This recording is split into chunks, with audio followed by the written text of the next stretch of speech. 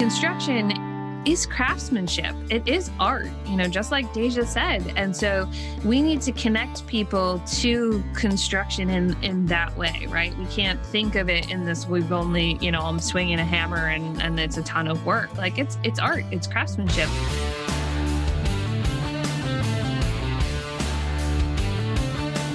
Welcome to the Fine Homebuilding podcast, our weekly discussion of building, remodeling, and design topics aimed at anyone who cares deeply about the craft and science of working on houses.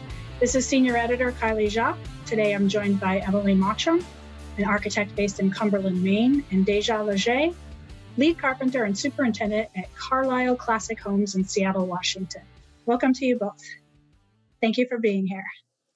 So regular listeners will be surprised that Patrick McComb, my colleague, is not introducing the show as he always does. But he asked me today to host this episode because we are kicking off Women in Construction Week, which runs from March 7th through the 13th. And the occasion was founded by the National Association of Women in Construction, which has been in existence since 1953.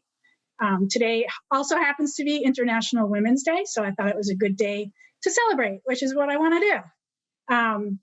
I think so often when we come across the topic of women in construction, we talk in terms of challenges and gender politics, but I thought we would use our discussion as an opportunity to highlight some of the women we know who are working in the industry and introduce listeners to them as resources.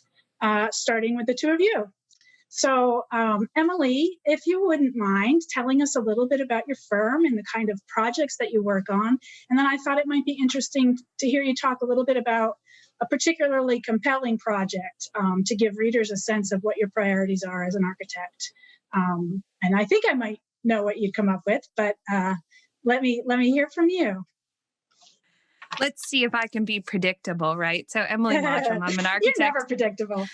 I'm an architect here in Maine. Kylie and I have been working together for almost a year now on the BS and Beer show. So it's been a pleasure getting to know her better, which is awesome. I run a weekly podcast in support of women, which I love highlighting the other ladies in the field who are doing great things as just a reminder to anybody else who wants to get into it is there's no barrier to construction. It's just find what you're good at and do that. So I am a primarily high performance architect. Everything that I do here is cold climate, so meant to be net zero, passive house style construction. We don't necessarily follow any of the, we certainly can follow any of the programs if that's what a homeowner wants, but we follow the Pretty Good House movement, which is just a thumbtack in saying this is the performance that we want to provide for you for health, for durability, for comfort. It's cold here in Maine, so we want to be able to sit next to our beautiful windows, enjoy the snow falling outside like it's a snow globe, and be warm and not using a lot of energy. Or we also do a lot of this is the Northeast, so we do a lot of wood construction with cellulose to try to do carbon drawdown as much as we can. So that's probably I would say that's the highlight of my business. It's always what I've been interested in from the time I went to architecture school, even before architecture school, through what I've been practicing for the last almost 12 years on my own. So that's what my firm does. And Kylie asked me to highlight a specific project. And there are 2 or 3 things that I love about this project. One, we created a 5-lot, we'll call it a subdivision. We like to call it community because subdivision is such an awful word that everybody hates. But we created a 5-lot community with like-minded individuals that is a solar community. All of the houses are net zero ready. Some of them are actually net zero, but they all have enough room on their roofs to add another row of panels if they choose to do so. There are hiking trails that are part of the property. None of the houses face the street. They all face south. So they don't look at each other. They don't look at the street. They have this real communication with nature, which is really important. And part of what's really special about that team is it's actually a team of 3 women. I'm the architect. I designed all the houses in the community. The general contractor is a female. Her name is Patrice. She runs all of the builds.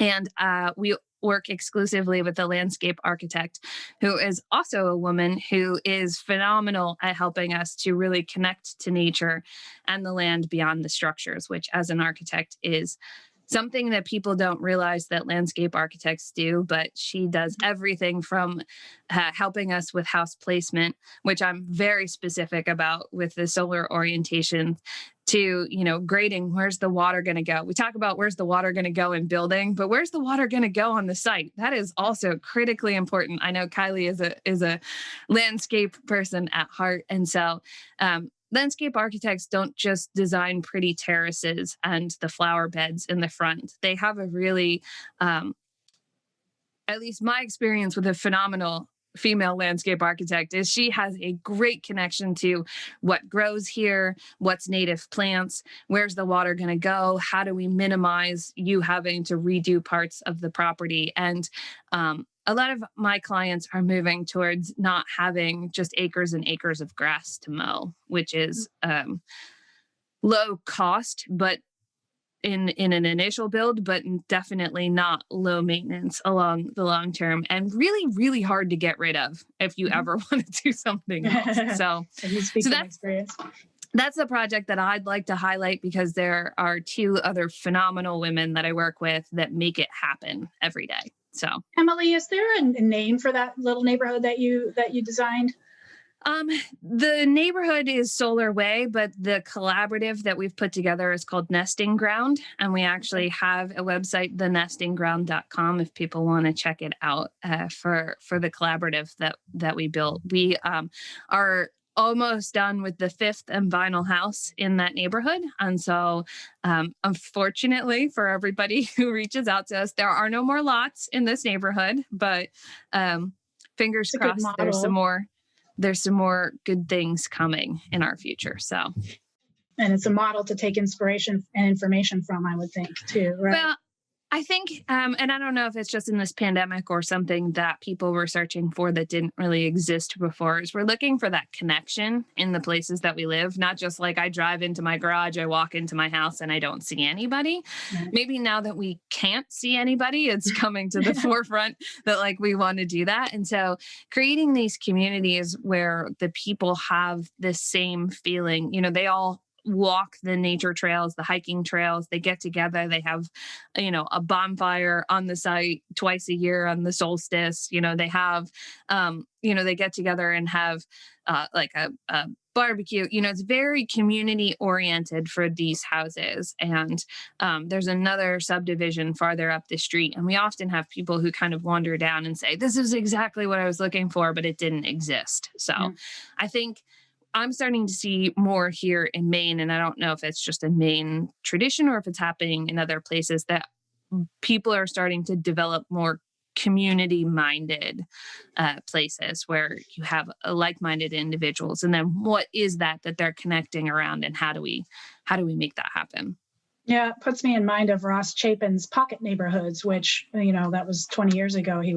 Some of the principles were the same. It wasn't so energy efficiency minded in terms of the buildings themselves, but the idea of creating spaces that foster, community.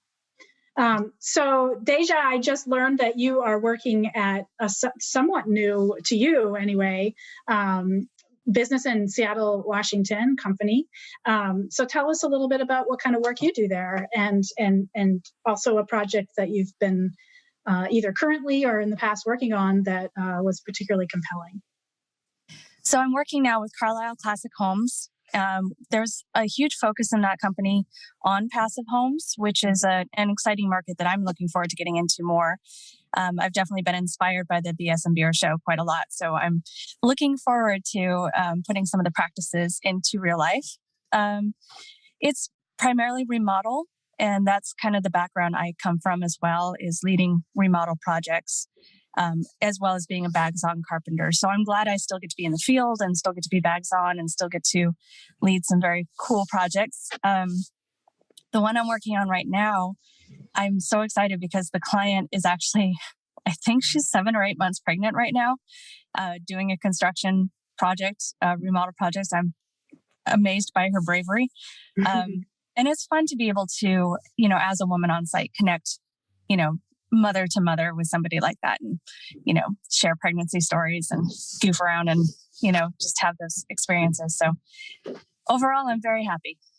Oh, good. Well, it's a fairly new position to you, right? So congratulations, I guess, are in order. We'll say that. Thank you. Sorry, I've got noises all around here.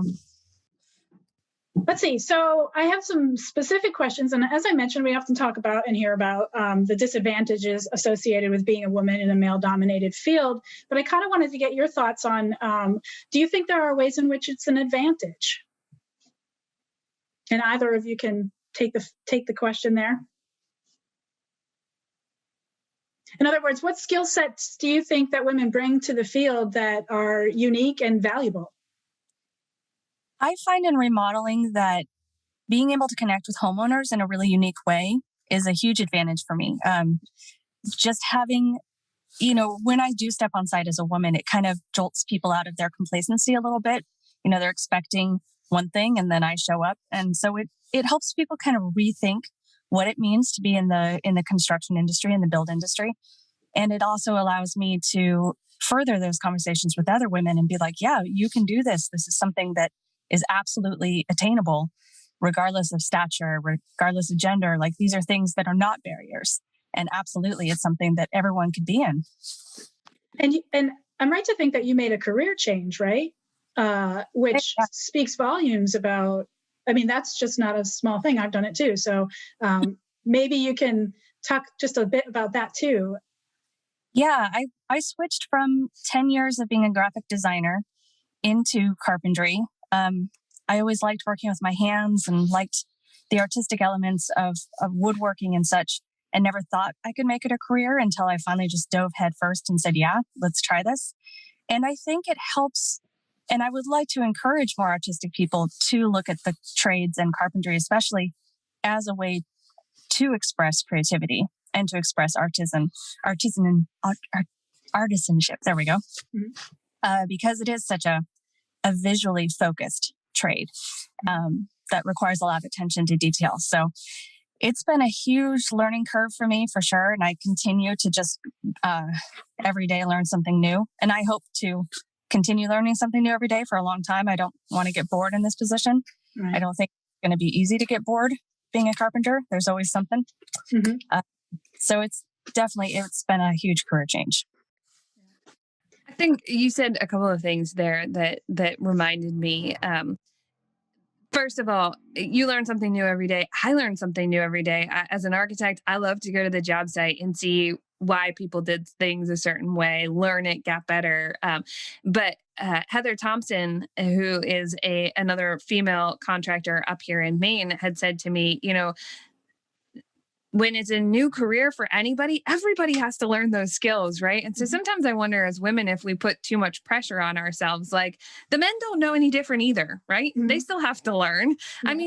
Maybe their dad was a carpenter and maybe some of them are set ahead. But essentially, anytime you start a new job, no matter what career field it is, it's going to be new. And I did a podcast with two really lovely women, Kiona and Saleha, here, who went to liberal arts school, right? Both with art degrees, and who, like you, were very interested in the visuals. And Kiona was building sets for the for the theater department. And she was like, I really loved working hands-on, went to work for a farm, then went to work for a contractor, right? And so she was like, nobody told me that was something that I could do after I had this degree. And so I think you're right, is getting into some of these visual places for people who do like to work, with their hands, right? Who are hands-on learners who, like I have to draw it and understand it, or I have to put my hands on it and construct it to know like, oh, what's that going to be? I think there are probably a lot more people out there who would be interested in this field and just don't know it yet. Or, Angela, who started the Move Over Bob movement, decided to make a career change as well, went and took a construction class, happened to, just write I can't remember if it was a Facebook or some social media post like, haha, the only woman in this class. And that started this whole thing, like, where she started highlighting the women who are out there in the field. And I think it's just caught so much traction. And I love that. Hopefully as women that we're really supporting each other because just like you did, Dejah, there's a real connection between, people who really love visual stuff and getting into the construction field. Yeah. That reminds me of, I also made a career change, and I ended up in a landscape construction class with all men, younger men, much younger men. I was a returning mature student, as they call them. And, I remember thinking, boy, I sure wish there was another woman in this class, because this is not easy, 30 guys and me. But of course, there were allies there too, and you just find those people. So good stuff. Do you think that there are more, less, or equal opportunities for women in commercial or residential construction sectors? And do you think that there are advantages to go in one direction or the other? That's an interesting question. I have found that I'm actually at an advantage. And certainly this was very evident to me as I changed from one company to another, that a lot of people want to hire women carpenters.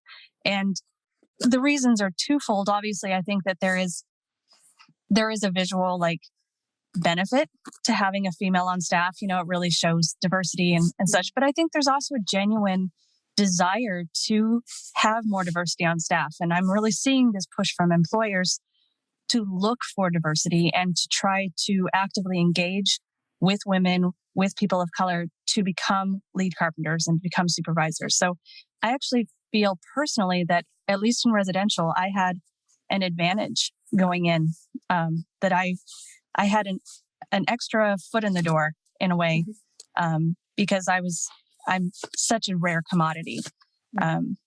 So for what that's worth. Yeah, I don't know if it's, I would have said it's a little bit easier maybe in residential. I have my college roommate works for a large architecture firm that does a lot of commercial work. And I know about a year ago, there was an article about women in architecture and it came out, and she said, sometimes I show up on the job site and I'm there with my male colleague, and the project manager will look to my male colleague and I'm answering the questions. And she's like, not only am I an architect, I'm the architect, right, on this project. So sometimes I think that's just cultural experience, right? And so in larger commercial firms, are the women the leads on things? I think that's maybe growing, but isn't there yet.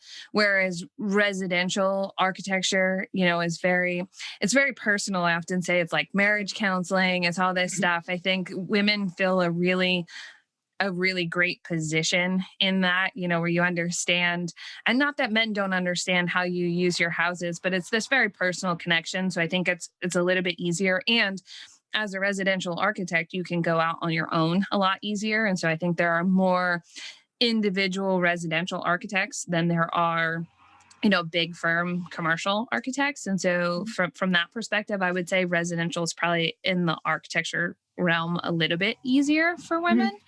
But I don't know that for sure. That's just been my experience. Yeah. And especially for custom projects, it strikes me that you are working very intimately with clients and the communication is very tete-to-tete versus, commercial projects where there's just so many players involved that you might not have the opportunity to really use your communication skills to the nth degree. Just a thought. then again, at the same time, too, I think that people forget that there are so many different types of positions in True. construction. Like when you say you're an architect, I don't know what people always think, but there's residential architecture, there's hospitals, there's, big commercial buildings. There's so many different things. And they often say that women are really detailed and organized. So project management is, this great. And so that could be a great fit for people who want to kind of get into construction, but maybe don't want to, aren't in a position to do labor or something. So I think, unfortunately, we don't realize how diverse the field can be. Mm-hmm. Well, so, because we're so focused on residential that you're right. There's so many positions that we don't even probably know exist when you start getting into maybe more opportunities in terms of diverse opportunities, right? That's a good point. Let's see. I guess. What do you see as critical skills that set women apart who want to get into, and you can speak to this, Dejah, because you did this, but critical skills, like what do you think is most, aside from having the skill set a carpenter needs to have to, become a lead carpenter or superintendent in your case on projects, are there specific skills that you think we should be cultivating to give us a leg up? I know for me, it's getting, like hosting the podcast. I'm usually a co-host. So here I am making a move to take a little bit more charge, right? So that's an example in my field. But what are some things that you feel are important skills to cultivate? I feel some important skills are definitely taking direction and not taking things personally. And those are things that I'm really struggling with. I feel like as a woman, I was grown, and maybe this is just me. Hopefully it is just me. But, I do tend to be a little bit more sensitive about things. I tend to be kind of the pacifier in situations. And so I'm having to retrain my skill set to take charge, to take a leadership role, and to set personal things aside, be able to take criticism, be able to give criticism, which is equally hard for me. There's a lot of soft skills that I came to the table with, but also a lot of management and emotional skills that I need to, for my position, be able to kind of step up. And I'd hate to classify either one as either feminine or masculine. I really think it's more an idea of just being trained mentally to make decisions and stand by them, take criticism, give criticism, not take things personally, and just work through those things.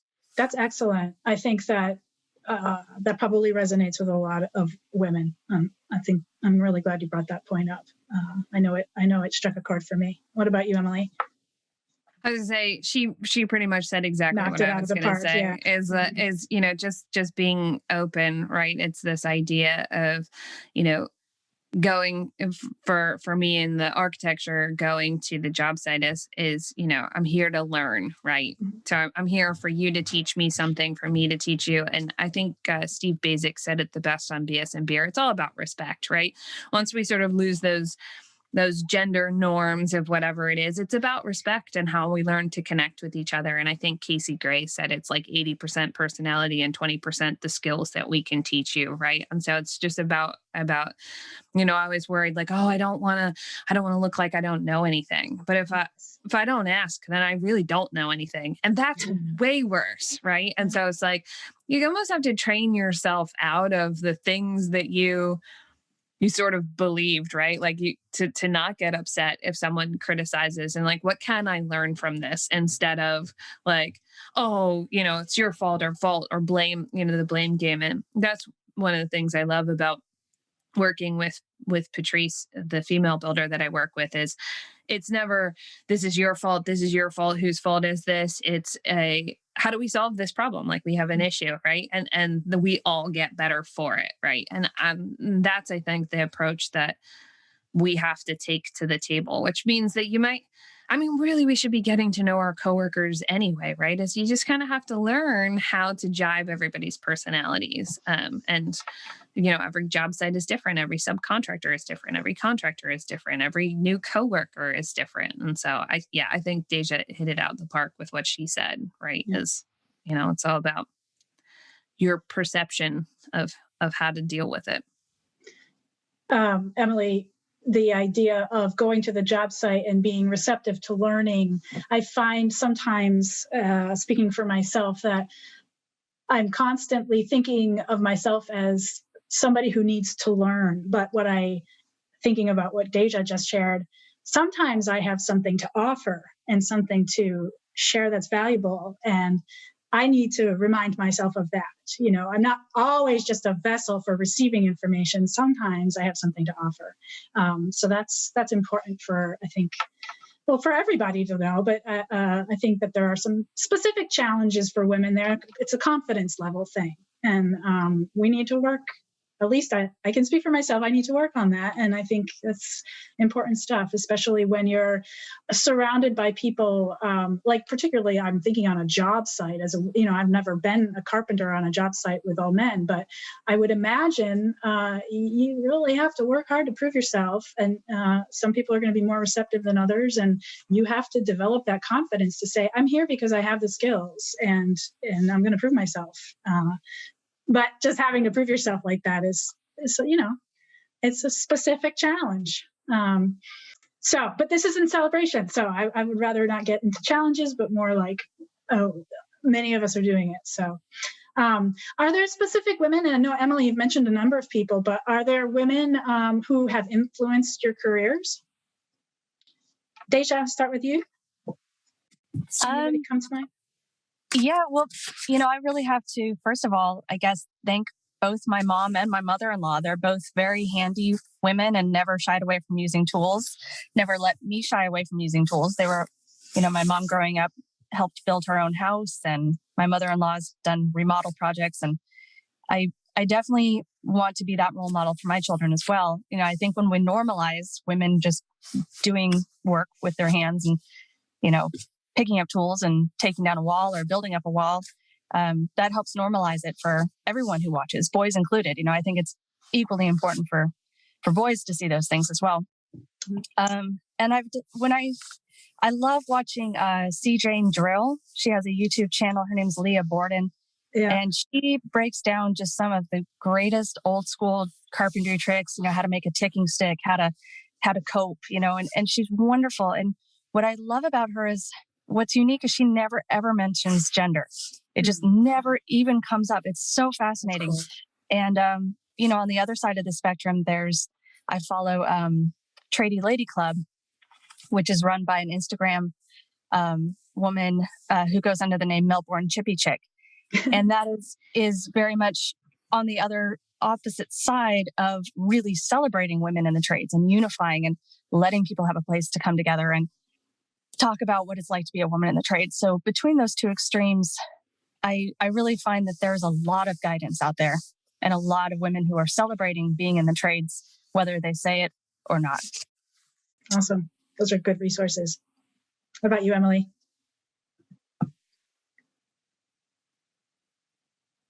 Sorry, they were making quite a racket at my house. Yes, I would have to say probably my dad's mom and the things that my dad taught us. So my dad is one of 5 kids, and my grandfather was a contractor, and my grandmother worked outside of the house, and they had 5 kids, and they each had a day of the week, and they had to learn to cook, and they were in charge and do the dishes. And I grew up in a farming family. My dad is a dairy farmer, and he only had girls, and he just treated us. I think when you're a farm kid, it doesn't matter what gender you are. Everybody just works. And so he just treated my sister and I like, it didn't matter what our gender was. So I think growing up, I just never really reflected on that, because it was like, you learn to change a tire, you learn to do all of these things. Went to work camp with my grandfather over the summer and did Habitat for Humanity type things, like men or women, it didn't really matter. And we just kind of all had to do, my dad was a better cook when they got married than my mom was. And so I think in our family, it was never a thing. He's got 2 daughters, but that doesn't make any difference to him. And so, I think that probably some of it stems from my dad's mom and the farming family that we kind of came from. Although my mom's mom was way handier than my grandfather. So in the same respect, there were just a lot of strong females in my line that kind of led me to, well, you can, and my mom has always said, you can do whatever you want.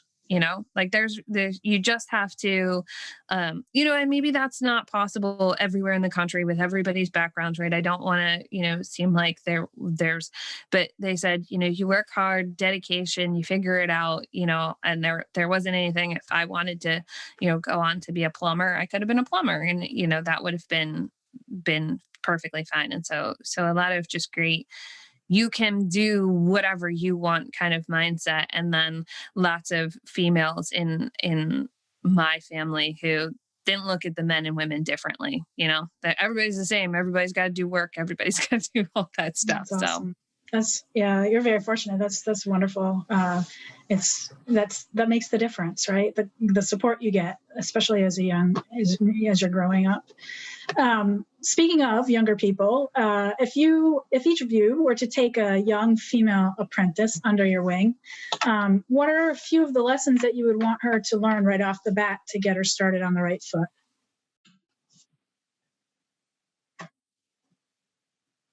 Oh man. Putting the tough questions to you. I always, I like to think in terms of like, I'll give you a second to think about it. And I'll share an aside here. If people who are many people are familiar with Steve Basic. His daughter has just recently graduated architecture school, and she has already started contributing to Green Building Advisor, which is where I'm senior editor. And her drawings are fantastic. The write-ups that she does are very informative. And I'm just so excited. This is Brian Pontalillo's idea, is to bring her on board, and I followed through on it. And she's such a pleasure, and she's so smart. And I'm just so thrilled to, as a journalist, I have this wonderful opportunity to have a platform to share young people doing really great stuff. And in this case, it's Alexandra.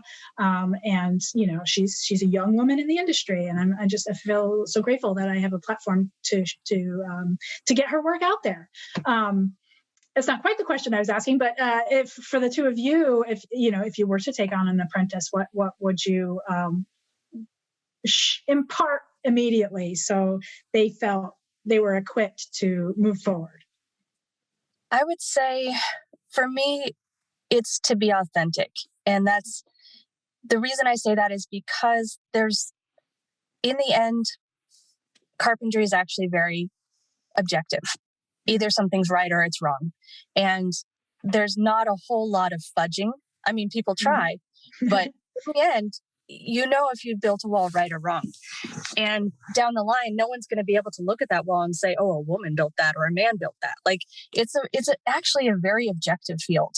And so I would say because of that, because the skills are separate from gender, that in a way to almost put the gender part aside, I would just recommend people, if I had an apprentice, to just be very authentic to themselves and to not try to fit a mold, not try to fit a form, not try to act like a guy, not try to act, I don't know. There's something, that's the advice I wish I had given myself 2 years ago, at least, is to simply enjoy what I'm doing and learn the skills for what they are. Mm-hmm. Yeah. The skills to do the job and be yourself. I like it. What about you, Emily? I think for me, I would say you don't have to be perfect. So when I first wanted to go out on my own, I went to the Small Business Administration, didn't know a lot about running my own business, wanted, some help, and went in the gentleman's office, and he said, well, you're young and you're female. How are you ever going to get anyone to hire you? And I don't think that he meant that like you're a woman, but like you're young, you're on your own, whatever. That hung with me for a really long time. I'm like, I'm young and I don't know enough. But the truth is, I've built a really great network, and I'm not supposed to know everything. If I knew everything, then wouldn't we all be a lot richer, right? And I think we put too much pressure on ourselves to be perfect. And we don't need to be perfect. We just need to know where to go to find the answers, and then to be humble enough to ask for them. I think is what I would probably tell people is there's nothing wrong with asking questions when you're on a job site, especially if you don't know or you're not sure, or especially as building gets so much more complicated, there are going to be things that you don't know, or a product gets swapped out with a different product, which means you can't use it the way you thought you were going to. I mean, there are so many things that can happen and do happen, that the only way that we can learn is to be open to learning and to realize we're not perfect. We don't have to be perfect. And that everybody has, to be humble enough to ask the questions, right? I mean, and that's really where it is you don't look stupid when you ask questions. And for some reason, we feel like we have to be perfect and we can't ask questions because then that's going to make us look like we don't know anything. Well, that's not true. And there could be, we could have done it your way, but we did it this way because it's easier for X, Y, Z, right? Then you don't repeat that detail again. It doesn't mean your detail was wrong. It just might have been way more complicated than it needed to be. And so I feel like if I could go back 12 years and tell my younger self to ask questions and build a network of people who can answer them, I would, which is what I did, but it took a really long time for me to let go of the fact that I'm no longer young. As you can see, I've grown out my gray hair, so people stop asking me how old I am. Yeah. And that it doesn't matter what age you are. It matters if you know how to come up with the information that you need. So that's what I would try to impart to an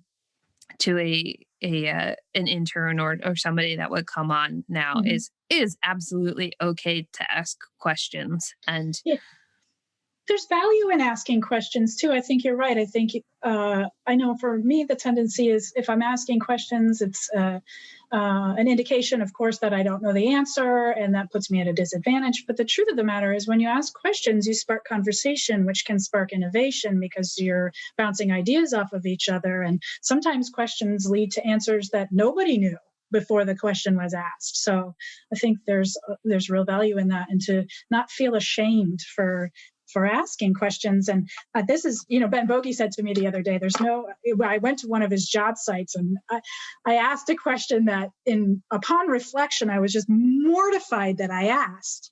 And I'm going to admit what it was right here, right now. I walked up to the site and they had all of these zip panels, just kind of like hodgepodge put up, and I said, I've never seen zip installed that way before. Like, what's going on there? And all that they were doing was just covering up the garage because the windows had just been delivered, and it was just like wind protection and just a little shelter, like a cobbled together shelter. And when I left that, I spent the entire day feeling mortified that I had asked that. And I sent an email to Ben saying, I can't believe I asked you that question. And he laughed and said, the only stupid question is the question not asked. And so he immediately made me feel better about it. But that's the kind of thing, like I stew in a brew and I think, oh my God, I just showed my ignorance once again. And that's a really bad habit. And that would be my advice to a young person. Don't spend so much time beating yourself up. It's okay. It's okay. I'm saying this out loud to remind myself too. I'll make you feel better, Kylie. That wasn't a stupid question. I have a couple of pre-designed, semi-customizable plan sets, and I have one that's being built again. It's already been built once. And I walked in the house and I'm like, what is wrong here? Something is different. And I totally didn't realize that they had screened off the kitchen bump and they were using it as it's cold here, right? So they were using it as a mini heated space. So they were using it to keep their tools. And it's flush with the rest of the wall. And I was just thinking, there's no window here. Like, what is wrong with it? This is a plan that I designed. I've already built more than once. And I walked onto the job site and had a half a second where I went, what is wrong here? So it's, it's totally fine. Yeah, it is. And it's good to remind ourselves of that. Let's see. So aside from, and again, you've mentioned a couple of resources for people, but aside from the National Association for Women in Construction, are there organizations or conferences or forums or blogs that you would recommend for women looking to connect with each other and learn more about the industry? Anything that comes to mind that you've tapped into?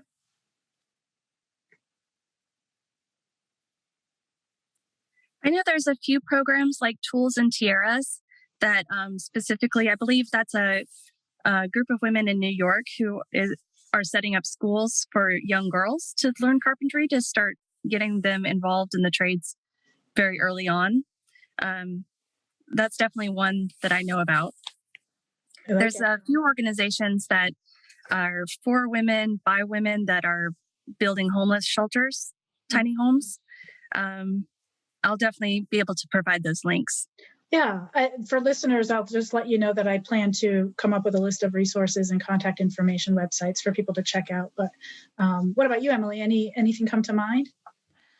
Well, I think I previously mentioned the Move Over Bob thing, where she likes to really highlight women who are in construction. And I know, Kylie, I can't remember the name of it, but you'll probably know there's a school for women who want to take carpentry classes. Yes, I'm about to mention that. Yeah. Yeah. And so I would say that. But there's also really simple things like, so my husband is a store manager for Lowe's, and they have this little program that you can bring your kids to do. And they build they're like little kits, and they can build different things. And a part of the reason that I remember that is he has an employee who works there, and he brings his daughter to this, and she has to have her matching apron like daddy's, and they build their stuff together. And so there are ways to get little kids, both girls and boys, into it, as simple as, if you have a Lowe's close to you, they have a kids program.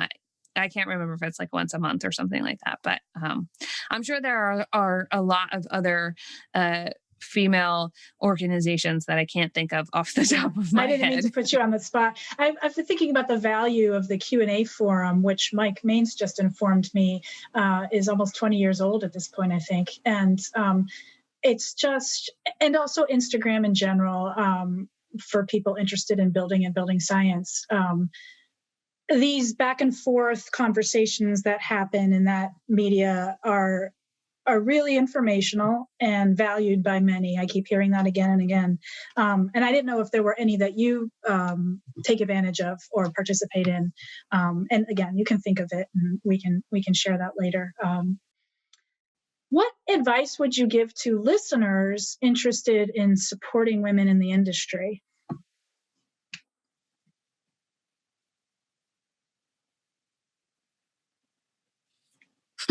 That's a long silence. I know. I was like, who's jumping in on this one? I ask pointed questions. I love it.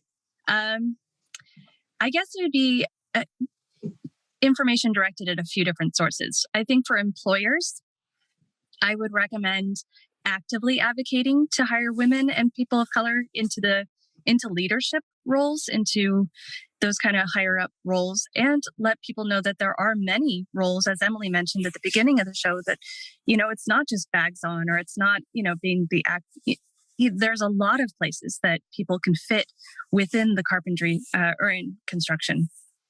I think for my coworkers, they've been great. I'm the first female carpenter that my current company has ever had. And so watching my coworkers' reactions has been very informative, and all of them are fantastic, very accepting. And some like to push boundaries. Some like to kind of figure out, where is that line? What can I say? What can't I say? Why does that make me question what I should or should not be saying? Maybe I shouldn't be saying these things. It makes them self-reflect, and I encourage that. I encourage my male coworkers to reflect upon their own feelings about women in charge and women in bags on. Mm-hmm. And then for other women, I would just encourage them to try it, go for it. There's, the worst that can happen is you get some good experience under your belt. And the best that could happen is you end up in a really lucrative career that's very, very fulfilling. Mm-hmm. So that would be my advice. I like it. Any thoughts, Emily? Yeah.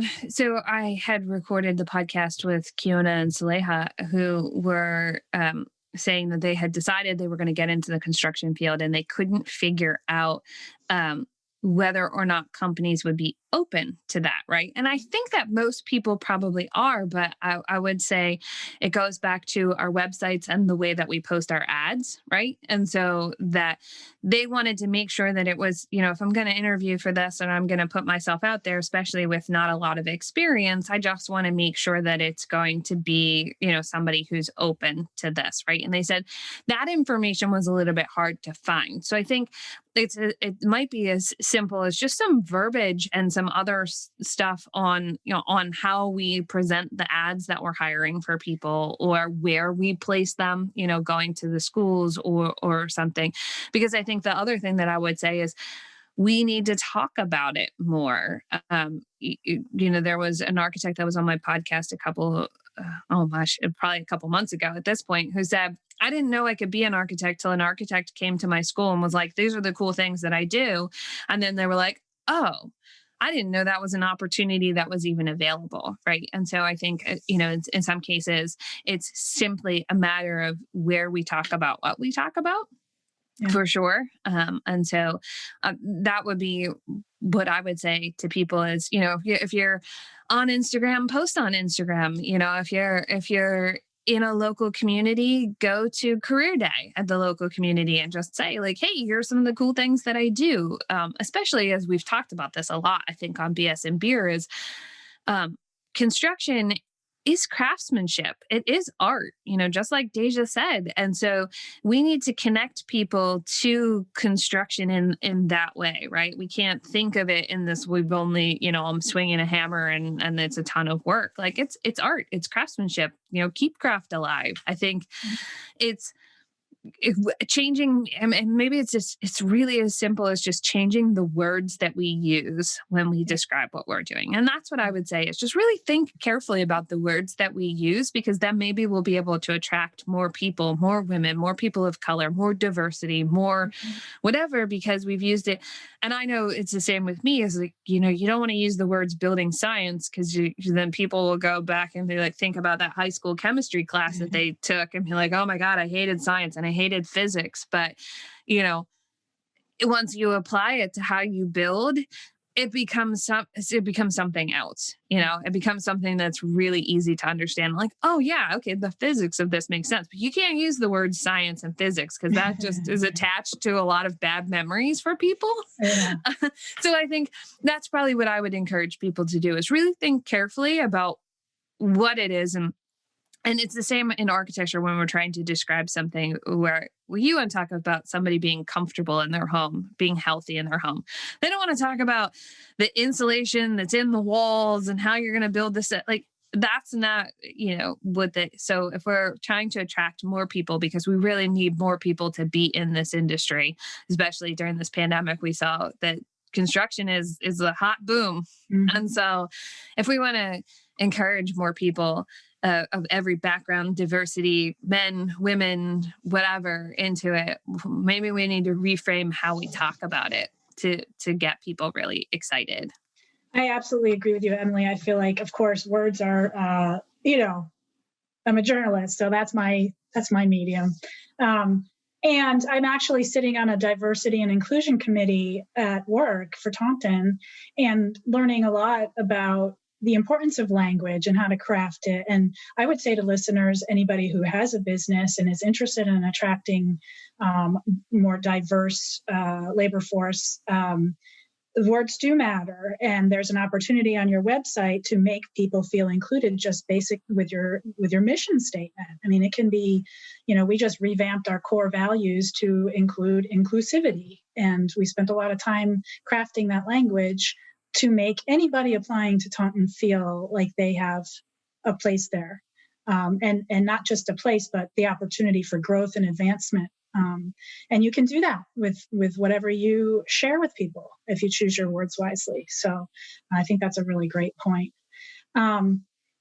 I think we're getting towards the end here. I have a number of women I'd like to highlight, and I welcome you to join in, although you sort of peppered it in throughout the conversation. But my personal building science female hero, Shiro, is Christine Williamson. I mean, she is just as smart as a whip. I could listen to her for days. She's an architectural designer, building science, and educator. She can be found on Instagram at Building Science Fight Club, which I also think is awesome.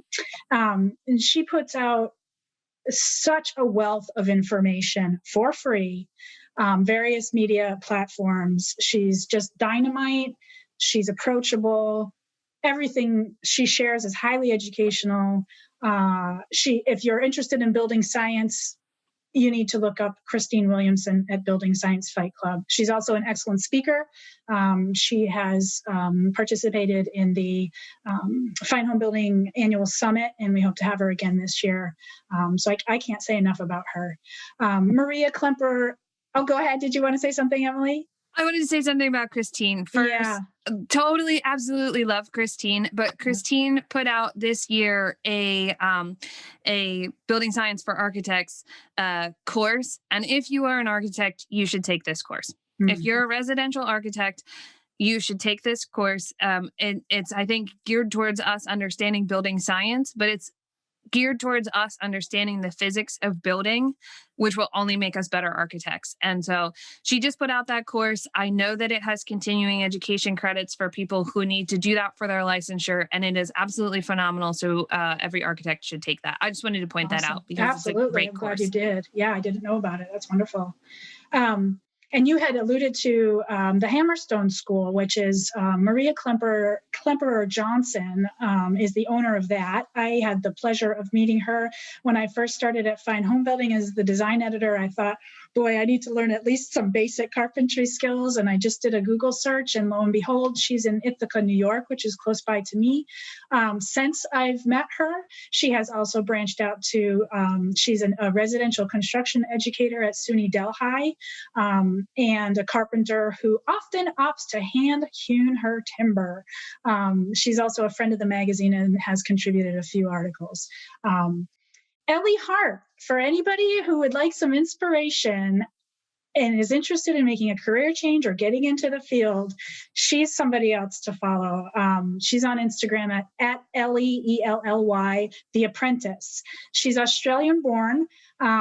She's in the carpentry program at least the last I checked. She may be done with it by now, but there's a program in the British Columbia Institute of Technology. She's, like I said, active on Instagram. She's a Fine Homebuilding ambassador, and she is just such a great and an inspiring model for how to get into the industry. I met her last year at the International Builders Show, and she just wowed me with her commitment to putting herself among people and in places that will support her career moves. And her most recent endeavor looks to be, judging from what she shared on Instagram, that over the last 6 months, she's been working with Mount Copeland to create a course on how to read commercial drawings. So she's going into the commercial sector, and she's just cool. Anna Heath is new to me. She just made an appearance on the BS & Beer show 2 weeks ago or last week. And she gave a knockout presentation. She's a lead carpenter and project manager at Maine Passive House. And I was just struck by her confidence. She knows her stuff, and she just laid it out there, and no qualms about it. No apparent insecurities. I think that's what we need to see more of. And then lastly, Brooke Cambridge is somebody I met many years ago working on a regional magazine, and she is a painting contractor and owner of BLC Painting in Salem, Massachusetts. And she's another friend of the magazine. She's working with us now on a couple of stories. So those are women that came top of mind who I've had personal experiences with.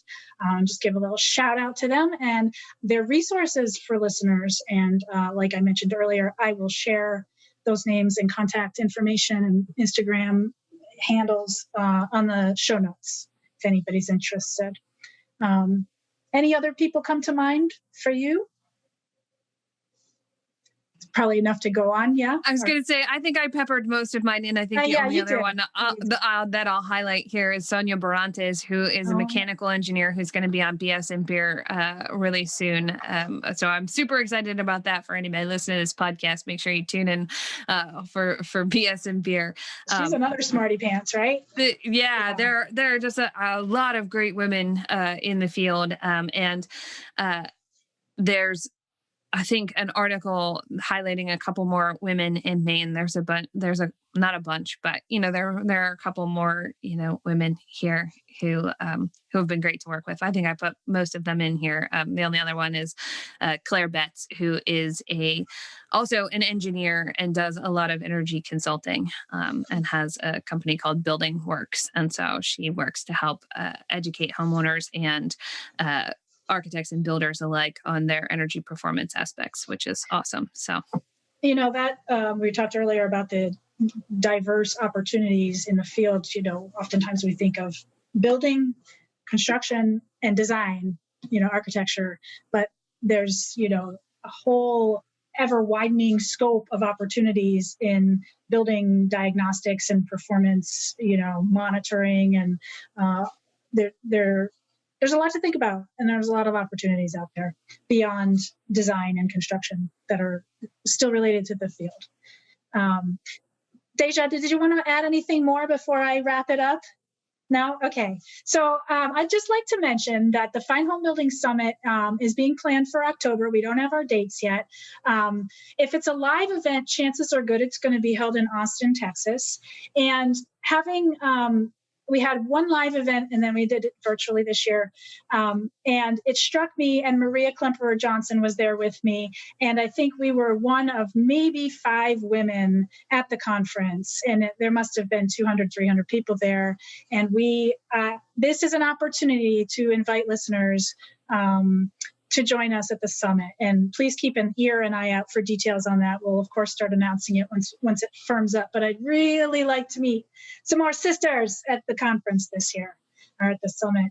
And then one last thing, if any women are listening who are in the field and have projects that you think might be of interest to listeners and readers for editorial coverage, I would encourage you to send me a little description and reach out to me directly. This is for either Fine Homebuilding or Green Building Advisor. I really relish the opportunity to feature women's work. So I'll put my direct email address in the show notes too.